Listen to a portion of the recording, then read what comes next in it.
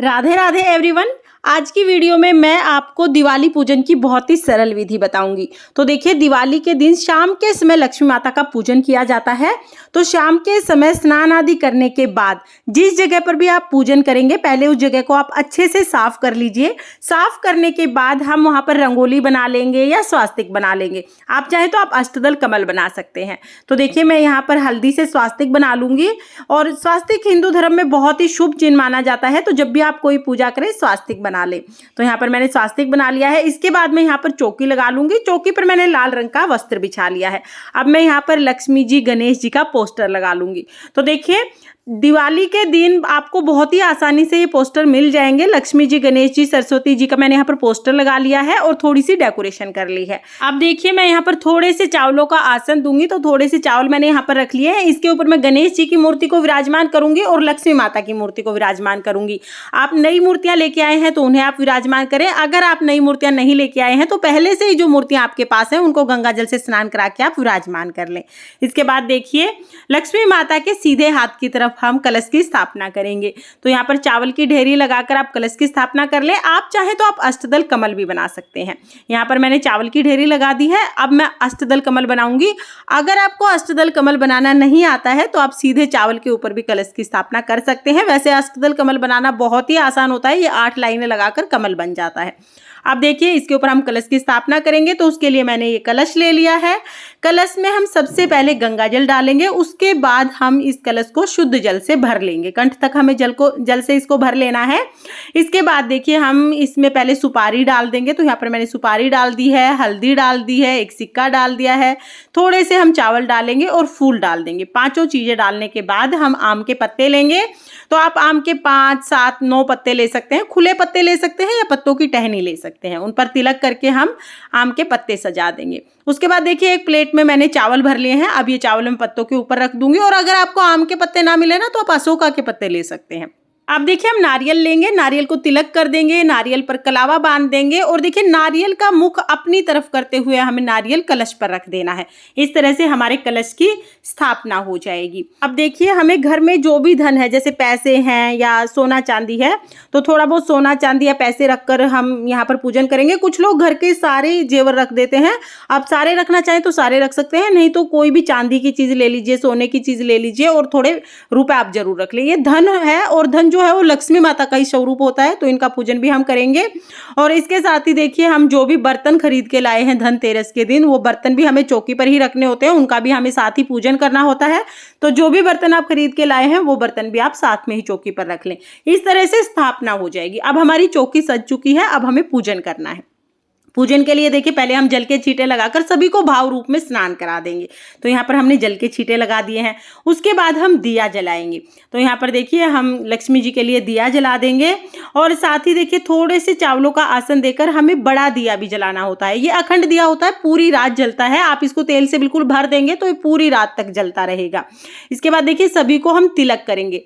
तिलक करने के लिए हमने यहाँ पर रोली ली है। आप रोली से, चंदन से, हल्दी से सभी को तिलक करें। तो यहाँ पर गणेश जी को, लक्ष्मी माता को, सरस्वती माता को, सभी को हम यहाँ पर तिलक कर देंगे। और जो कलश है उस पर हमने पहले ही तिलक कर दिया है। कलश पर हम स्वास्तिक बना देंगे। और साथ में ही देखिए, जो भी आपने सोने चांदी की चीज ली हैं या जो भी बर्तन आप लेके आए हैं उनको भी हमें साथ में ही तिलक करना है। तो सभी को हम तिलक कर देंगे। उसके बाद देखिए, सभी को हम वस्त्र स्वरूप कलावा समर्पित करेंगे।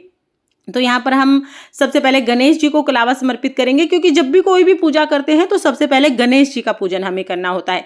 इसलिए जो भी चीज़ हम समर्पित करेंगे, पहले गणेश जी को समर्पित करेंगे, उसके बाद हम लक्ष्मी जी को समर्पित करेंगे। तो यहाँ पर देखिए, हमने गणेश जी को वस्त्र स्वरूप कलावा समर्पित कर दिया है। अब हम लक्ष्मी जी को वस्त्र स्वरूप कलावा समर्पित करेंगे। अगर आप लक्ष्मी जी के लिए चुनरी लेके आए हैं तो आप चुनरी भी उठा सकते हैं।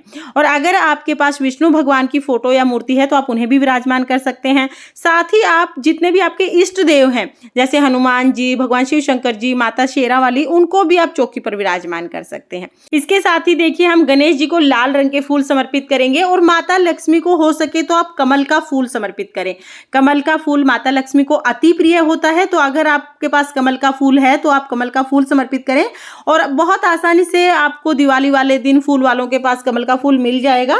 तो आप ये कमल का फूल माता रानी को प्रसन्न करने के लिए उनको समर्पित करें। और अगर कमल का फूल ना मिले तो कोई बात नहीं, आप लाल गुलाब भी लक्ष्मी माता को समर्पित कर सकते हैं।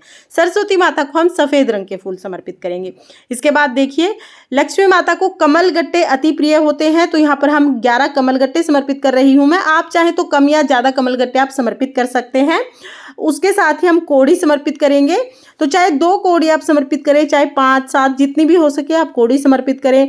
हम यहाँ पर गोमती चक्कर समर्पित करेंगे, तो यहाँ पर देखिए 11 गोमती चक्कर मैं लक्ष्मी माता को समर्पित कर रही हूँ। उसके बाद में ना ये सारी चीज़ें अपने लॉकर में रख ली जाती हैं, गोमती चक्र, कोड़ी और जो कमल गट्टे हैं। अगर आपके पास पिछले साल की गोमती चक्र और कोड़ी और कमल गट्टे हैं तो उनको ही गंगा जल में धोकर आप दोबारा से पूजा में यूज कर सकते हैं। हर बार नए लाने की जरूरत नहीं होती है, उन्हीं को आप हर बार यूज कर सकते हैं। तो यहाँ पर हम ये सारी चीज़ें चढ़ा देंगे। इसके साथ ही लक्ष्मी माता को सप्त धान चढ़ाया जाता है, 7 तरह का साबुत अनाज हम लेते हैं। तो यहाँ पर देखिए मैंने तिल लिया है, चावल लिए हैं, गेहूं लिए हैं, धनिया लिया है और साथ में ही बाजरा लिया है, चने लिए हैं और मूंग लिया है। ये 7 चीज़ें मैंने ली हैं, क्योंकि आप बार बार पूछते हो कि कौन सी 7 चीज़ें हैं, तो मैंने ये 7 चीज़ें ली हैं। आप कोई भी 7 अनाज ले सकते हैं। उसके बाद देखिए हम भोग समर्पित करेंगे, तो भोग के लिए मैंने यहाँ पर पान का पत्ता लिया है। पान के पत्ते पर हम लौंग, इलायची रखेंगे। साथ ही जो भी भोग हम समर्पित करेंगे वो हम पान के पत्ते पर ही समर्पित करें तो ज़्यादा अच्छा रहता है। आप चाहे तो मीठा पान समर्पित कर दें, मीठा पान नहीं है तो जो भी भोग प्रसाद आप समर्पित करेंगे, जैसे मैं यहाँ पर खील पतासे इस पर रख दूंगी, साथ ही जो मिठाई ली है वो रखूंगी और लौंग इलायची रख दूंगी। तो ये चीज़ें रखकर मैं माता को भोग समर्पित कर दूंगी। आप चाहें तो आप हर एक भोग के लिए अलग से पान का पत्ता ले सकते हैं, या आप एक ही पत्ते पर सभी भोग रखकर माता को समर्पित कर सकते हैं। तो यहाँ पर हम सभी को भोग समर्पित कर देंगे। उसके बाद देखिए हम यहाँ पर अलग से खील का भोग समर्पित करेंगे और जो भी मिठाइयाँ हमने ली हैं उनका भोग हम अलग से भी समर्पित करेंगे। तो पान के पत्ते पर जब हम भोग समर्पित करते हैं ना, तो लक्ष्मी माता अति प्रसन्न होती हैं। तो हो सके तो आप पान का पत्ता ले लीजिए, ना हो तो फिर कोई बात नहीं, आप बगैर इसके भी भोग समर्पित कर सकते हैं। साथ ही जो भी ऋतु फल आपको मिल जाए आप वो ऋतु फल समर्पित करें। हो सके तो पीले रंग का फल आप जरूर समर्पित करें। और यहाँ पर हम दक्षिणा समर्पित कर देंगे, जल समर्पित कर देंगे। इसके बाद देखिए धान का भोग माता को चढ़ाया जाता है। धान की जो एक खील होती है ना, इनका भोग चढ़ाया जाता है लक्ष्मी माता को।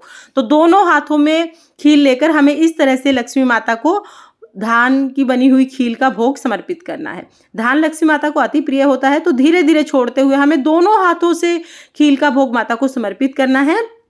तो इस तरह से हम भोग समर्पित करेंगे। उसके बाद देखिए, अगर आप दिवाली की व्रत कथा सुनते हैं तो हाथ में चावल और फूल लेकर हम व्रत कथा सुन लेंगे। आप चाहें तो आप लक्ष्मी जी के मंत्रों का जाप कर सकते हैं, या आप लक्ष्मी चालीसा भी पढ़ सकते हैं। तो यहाँ पर देखिए हम दिवाली व्रत कथा पढ़ेंगे। व्रत कथा का वीडियो आपको अलग से मिल जाएगा, लिंक मैं आपको डिस्क्रिप्शन में दे दूंगी, आप वहां से देख लेना। कथा सुनने के बाद जो हाथ में फूल और चावल लिए हैं, ये हम लक्ष्मी माता के चरणों में समर्पित कर देंगे। इसके बाद देखिए कथा हमने सुन ली है। इसके बाद जो भी दिए हमने लिए हैं, बहुत सारे हम दिए लेते हैं, सभी को हमें जला लेना है। सब में तेल भरेंगे और इन सब में बाती लगाकर सभी दियों को हम जला लेंगे। इनमें से कुछ दिए हम चौकी पर ही रख देंगे। तो सबसे पहले तो जो दिए हम जलाएंगे वो दिए हम चौकी पर रखेंगे, फिर अपनी किचन में रखेंगे, घर में सब जगह रखेंगे, घर के बाहर रखेंगे और छत पे भी हम ये दिए रखते हैं।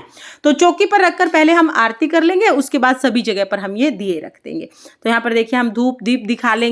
और देखिए आप चाहें तो आप कपूर से आरती कर सकते हैं, या जो आपने दिए जलाए हैं उनसे भी आप आरती कर सकते हैं। तो यहाँ पर हम गणेश जी की आरती करेंगे, लक्ष्मी माता की आरती करेंगे। और पता नहीं क्यों मेरे पास बार बार कमेंट आ रहे हैं कि लक्ष्मी जी का जब पूजन करते हैं तो आरती नहीं करनी चाहिए। तो देखिए हम तो आरती करते हैं। अगर आपको कुछ संशय है और आप आरती नहीं करना चाहते हैं तो 7 बार आप दिया इस तरह से घुमा लीजिए, और आरती अगर आप नहीं करना चाहते हैं तो कोई बात नहीं। जब हम 5 बार या 7 बार दिया घुमाते हैं तो उसको भी आरती ही कहते हैं। उसके बाद देखिए हाथ जोड़कर हम लक्ष्मी माता से अपने घर में आने के लिए प्रार्थना करेंगे और अपने घर में स्थायी निवास करने के लिए प्रार्थना करेंगे। साथ ही पूजा में रही कमियों के लिए क्षमा याचना करेंगे। इस तरह से हमारी दिवाली की पूजा पूर्ण हो जाएगी। पूजा के बाद जो भी भोग प्रसाद हमने चढ़ाया है वो घर के सभी सदस्यों में हम प्रसाद स्वरूप बांट देंगे। और उसके बाद देखिए जो ये दिया हमने जलाया है ना, इस पर काजल भी बनाया जाता है। तो रात को आप इस पर काजल बना लीजिए और वो काजल आप सभी को लगाएं, बहुत अच्छा रहता है आंखों के लिए। इसके बाद देखिए जो चौकी है ये हमें अगले दिन उठानी है। चौकी हमें कब उठानी है और कैसे उठानी है, इसका वीडियो आपको चैनल पर मिल जाएगा। उसका लिंक मैं आपको डिस्क्रिप्शन में दे दूंगी, आप वहां से देख लेना। फ्रेंड्स, हिंदू धर्म में दिवाली के त्योहार को सबसे बड़ा त्योहार माना जाता है और इस दिन शाम को लक्ष्मी पूजन किया जाता है, यानी लक्ष्मी माता की पूजा की जाती है ताकि हमारे घर में अन्न धन के भंडारे भरे रहें और हमें कभी भी पैसों संबंधी कोई दिक्कत ना आए। तो माता लक्ष्मी की कृपा प्राप्त करने के लिए आप भी दिवाली के शाम को लक्ष्मी पूजन अवश्य करें। लक्ष्मी पूजन की ये बहुत ही सरल विधि मैंने आपके साथ शेयर की है। तो फिर मिलते हैं किसी और वीडियो के साथ, तब तक के लिए जय माँ लक्ष्मी, राधे राधे।